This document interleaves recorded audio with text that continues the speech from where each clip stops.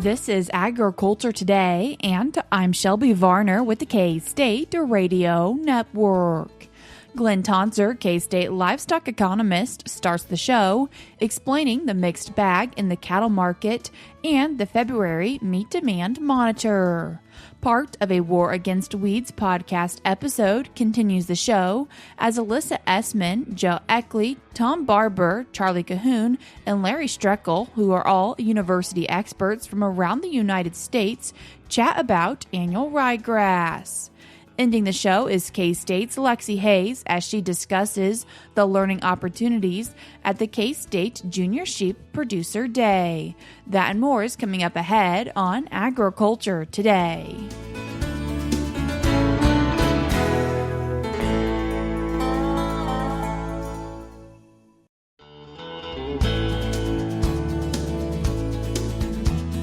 You're tuned in to Agriculture Today, and we start our Monday show with the cattle market and meat demand update with K-State livestock economist Glynn Tonsor. Glynn, thanks for joining us today. My pleasure, and happy week here, Shelby. And Glynn, as we look at the cattle market first, what are we seeing? Yeah, so this past week, I would say, was a mixed bag, and the tone Friday wasn't nearly as fun and positive as it was earlier in the week. So I'm going to do a couple like day-specific comments here. But AMS called Friday, the end of the week, $240 for fed cattle. When we look over the board, April live cattle was up about $2 for the week, but was down strong on Friday. When you do feeder cattle, AMS called the Pratt market steady to lower. Lots of examples of flat or down. Pratt market, 66 head lot weighing 633, came in at 441. A larger lot, 247, weighing 771, came in at 383. Those would both be basically steady from the week before. But there was some example softness in the cash market. March feeder cattle closed at 355 on Friday, down about $6 on the week. I introduced my Friday comment earlier. I'll do it again here. Was, developments in the Middle East, the broader discussion about oil prices. One step from that is macroeconomic and stagflation concerns, and sort of renewed what does that mean for trade and what's the broader market for everything. Got kind of bearish, and there's kind of a risk-off move is the way I would describe it. A lot of positioning, leaving various commodities, not necessarily oil, but other commodities, and certainly the equity market, like kind of putting cash on the sidelines when you're risk averse and uncertainty is heightened. The Middle East developments is definitely the latest in that. That's like been the spike.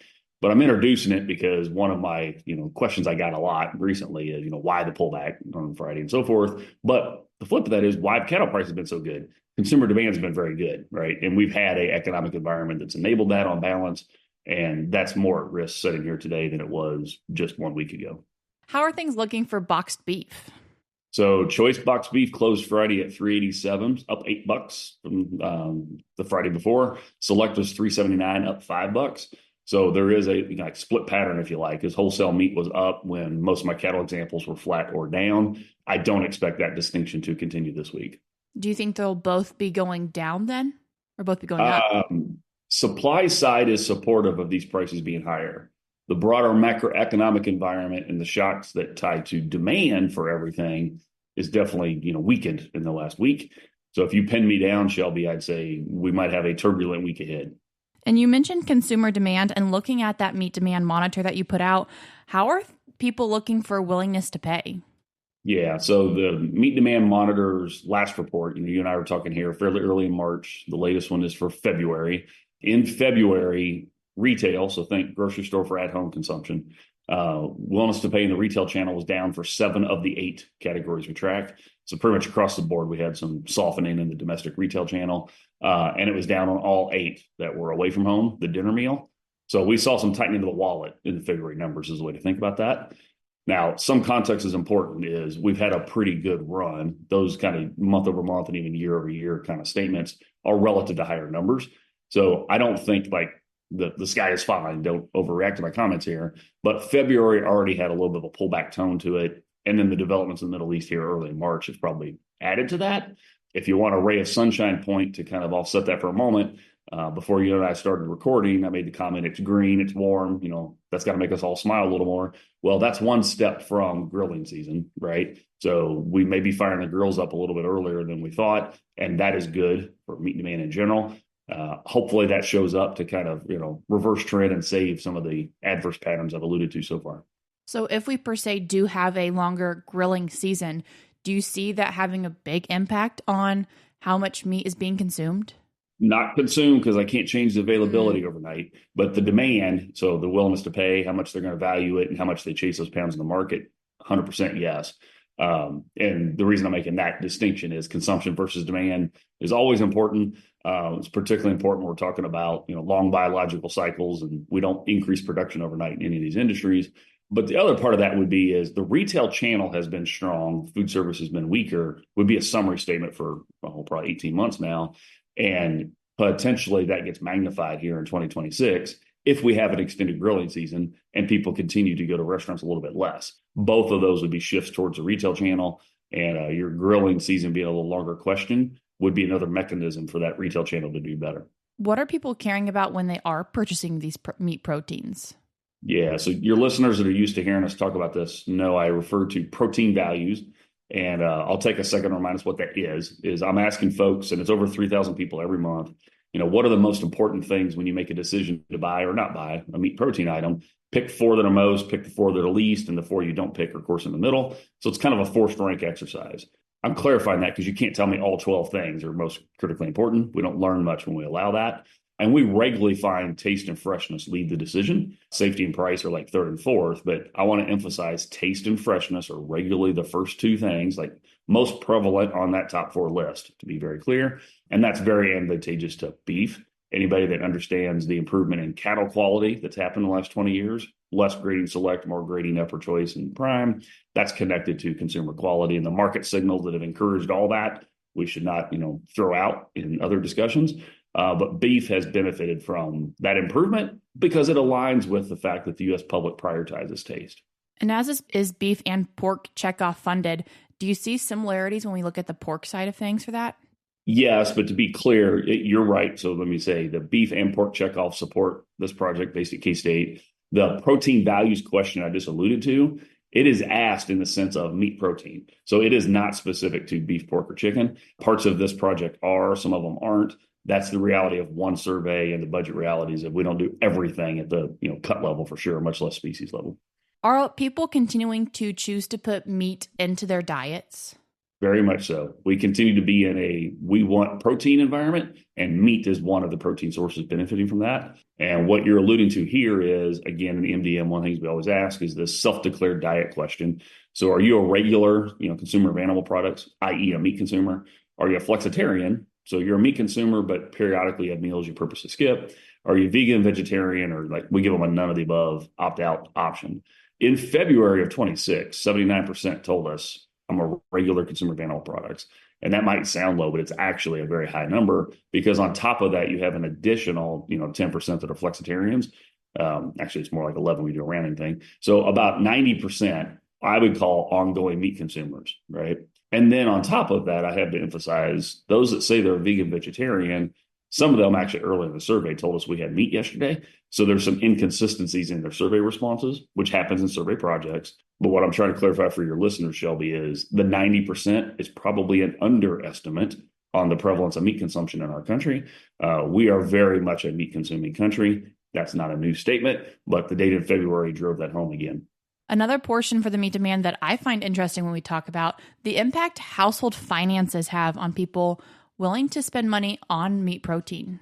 Yeah. And my opening comments about, broader macroeconomic oil sector, Middle East disruptions, they're very relevant for this. So remember my comment about macroeconomic realities matter for beef demand, right? And more generally, all of meat demand. What you're alluding to is the end of the February MDM report. We regularly point out, how people fall on their financial situation compared to last year. And how does that align with food expenditures and how much, the prevalence of meat consumption in prior day meals. In February of 26, 17% said their finances are better than a year ago. A full 36% said they're worse than a year ago. So when you read the paper and you hear discussions like pessimism about their finances and so forth, that's where that's coming from. Because less than half say the same. The people that say things are getting worse are nearly twice as high, prevalent as those that say they're getting better. But what we document in the MDM that's kind of unique to the meat and food sector is what does that mean for meat and food expenditure? And the biggest changes you see is if you are talking to somebody that finances are getting worse than a year ago, they're a lot less likely to go to a restaurant. So their overall food expenditure away from home is notably lower than somebody that says, no, my finances are getting better. And likewise, if you're talking to somebody that says, yeah, my finances got better than last year, they consumed beef, pork, chicken, and all the proteins we track at a much higher rate in yesterday's meals. So this is a very timely reminder. We do it in each of these base monthly reports. But the reason I'm extra concerned sitting here talking to you today about broader macroeconomic disruptions is because there's a clear impact on broader food spending and meat demand. And the MDM documents it in spades for those who want more. But we definitely need to monitor that because there's implications for the range. As you've talked about the meat demand, what are some past presentations and some future presentations if people want to hear more? Yeah, you and I were talking here on Monday morning. This past week, I was in D.C. and then in Manhattan at 2 different events. The annual meat conference, so a big event for lots of meat geeks like me, was in D.C. Early last week, basically a week ago. I will highlight there's a very pro-protein, pro-beef, pork, chicken environment sentiment at that meeting. Like that's good, but there's a lot of resources from that you can find. More narrowly, this past Friday was KSU's Cattlemen's Day. Hopefully some of our listeners here were present, at that. We were at the new Bilbrey Center, and that was nice to use the new facility on the north side of campus. Animal Science and Industry Department almost always post a recording of this, but on Friday I gave a full outlook talk, so probably later this week, I'm guessing you'll have access to that if that's of interest to our listeners. And then I ought to do a little bit of a plug. This coming Wednesday, I'm doing another beef cattle outlook talk. It'll be shorter because it's going to be webinar version, and you can get access to that via our AgManager.info website. Glynn, I appreciate you taking the time to join us today. My pleasure. Thanks for having me on, Shelby. That was K-State livestock economist Glynn Tonsor. We're cutting to a short break now on Agriculture Today, but stick around because we have more for you up ahead.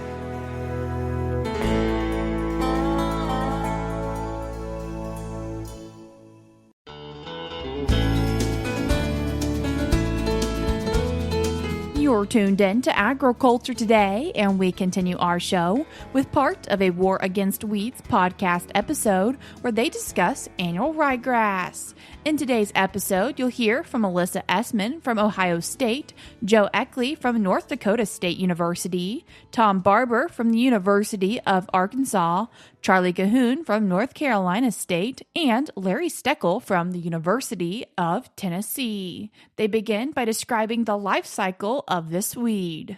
Italian ryegrass is a winter annual weed. I would say it's probably shifting in its biology a little bit. Traditionally, think about it coming up in the fall, would overwinter, and then after it's gone through that vernalization period, the following spring it would start going again, and kind of mimics our winter small grain crops, right? And puts a seed head in the spring and dries down early summer. We also have a flush that comes up in North Carolina. We'll have a flush that comes up in the early spring, and it seems like sometimes that's bigger and sometimes it's smaller, but just kind of dependent upon the weather. But it's traditionally a summer annual. But I'm getting, I don't know about you guys, but I used to think about the bulk of it coming up in October here in North Carolina, but I routinely now get pictures of ryegrass that's starting to come up in around Labor Day, which is really crazy for me to think about with what we traditionally think about as biology. What are these resistance issues that you guys are experiencing, and how is that complicating, your management plans and programs? Well, especially in southeast Arkansas, we have three-way resistance is pretty common. So that's glyphosate, that's our ALS chemistry, and then that's clethodim. Fortunate for us, all of these samples that we've screened, we have not seen any tolerance to paraquat. Paraquat's really good on it. And so that's generally my burn down program right now. So right now we're dealing with it. With the temperatures that we're seeing in our forecast, we have a lot of people spraying this week, getting their burn down out. And so we have kind of modeled the Mississippi program of trying to encourage fall residuals, and where folks are doing that, we're having great results. I get a ton of pictures this time of year of where they missed at the end of a field, or had a wide pass or something, and you have the ryegrass everywhere. And so fall residuals for us are definitely the way moving forward. With the resistance issues, though, we're basically in a gramoxone-based system just to be safe from a recommendation standpoint. And we've been trying to encourage those programs now for the last 3 years. And I think it's just one of those typical situations to where there's no problem until I see it on my field or my farm or whatever. And then usually it's too late to do anything about it at the time. But anyway, that's kind of where we're at. So for these fall residuals, out of curiosity, what is the timing and the products that you're recommending for this? So we've looked, like I say, for several years, and I was at Mississippi when Dan Poston was doing some of this work over there back in the day. But your Group 15s are our typical recommendations just for ryegrass. We don't like to do that in front of potential rice planting in the spring, and so we got a 24C for Command several years ago, and now it's a full Section 3, I'm pretty sure. So Command is one of the best ryegrass products that I've ever seen, to be honest with you, from a residual standpoint, and it also controls a lot of broadleaves as well. So we recommend a lot of Command, regardless if they're going in front of rice or not, just because of its broad spectrum of activity. But the cheapest program is probably 3 or 4 ounces of Valor that costs you $3 to $4, and about $6 of S-metolachlor. And so for $9 or $10, I've got a really good fall residual program where in our plots right now, basically we could drop the planter in them today and not do anything else. And so for $9, that's where we're trying to get everybody to kind of get on that kind of program. Are folks holding off as late as they can, or what's the balancing act on that timing? The timing, really, it has some of the data we've done on burn downs kind of by month, but February is the best month to tackle it and try and kill all that fall stuff that comes up. Then, like you say, you're going to miss the spring stuff. We were just out in some farmers' fields last week. We got new ryegrass flushes started now. I think it's maybe just in this last week or so. So they're going to have to tackle that another time. But the timing, if you're going to try and kill this fall stuff, it's now. If you wait till later in March here, or certainly early April, I don't think we can control it with anything with any kind of consistency. 2 shots of paraquat, a week apart, nobody wants to do that. So it's probably the last best hope. Yeah, I would say, here it's probably a lot. We encourage folks to try to get it done in March. I mean, obviously, the early the better. Ryegrass is really funny. You can control it when it's small, and then you can control it when it's ready to die on its own right. And then there's 6 weeks in there in between that you can't kill it with anything. One thing we talk a lot about though is paying attention to the weather, right? And with all of the paraquat, Roundup, clethodim, whatever they're spraying, we're trying to make sure they're paying attention to the temperatures, right? And trying to catch some warm weather and really avoid those, obviously it's a little easier for us to avoid nights in the 30s versus y'all, but a little further north. But we're trying to get folks to avoid when it gets really cold at night and maybe wait a little bit. But the smaller the better, the warmer the better. And then make sure your adjuvants are right and hold your mouth right as well, trying to do everything right to control it. Yeah, and it's similar in Arkansas. We had a warm spell back before the first of the year, and then we've had several in between, and so our ryegrass in some areas is actually pretty big, at least the stuff that's overwintered where we didn't use a fall residual. And like I said earlier, we've been putting out a lot of burn down to date. The gramoxone base is kind of where we're at right now, and I think Larry said selects, it's variable, and depending on size, my experience is the stuff that hasn't overwintered, the new flushes, Select is a little better on. The stuff that's overwintered, it's a miss whether it's resistant or not. And so, like I said, most of it, if it's been there, we're pushing this gramoxone or paraquat-based system. And I like putting 1/4 to 3/10 of an ounce of metribuzin in there with it. It seems to make that paraquat work a little better on it and other weeds that are out there.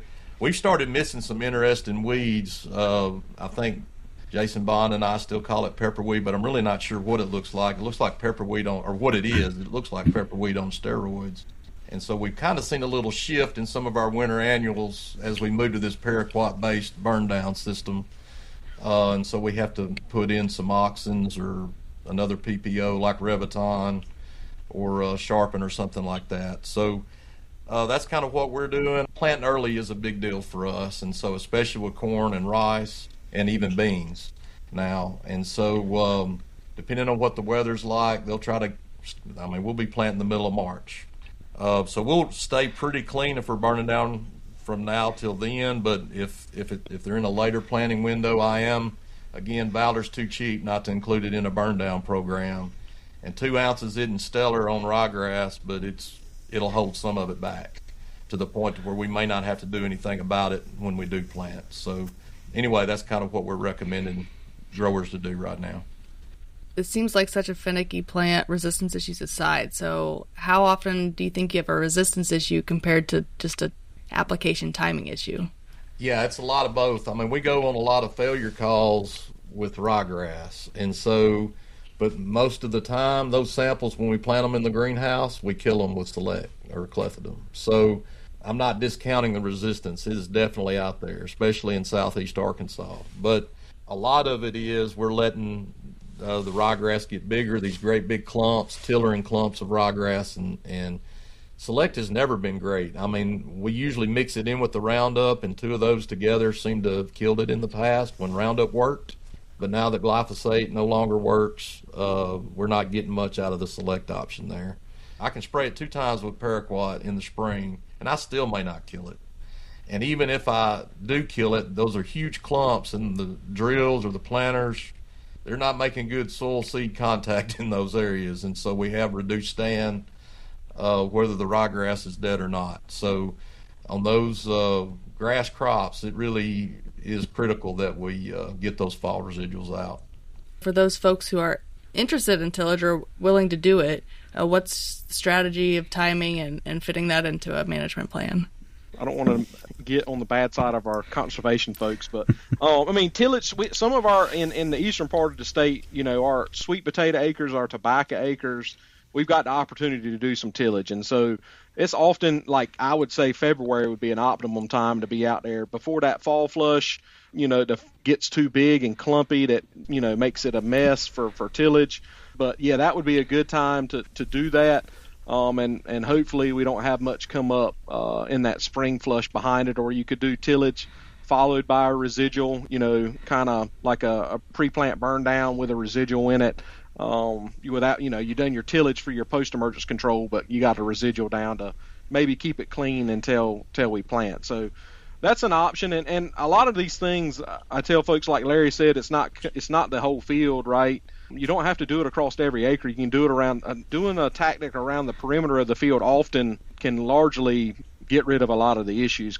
Once again, that was part of a War Against Weeds podcast episode. If you'd like to hear this full episode on annual ryegrass, you can do so by following the link in today's show notes on agtoday.net or by searching for War Against Weeds. We're cutting to a short break now, but we'll be right back.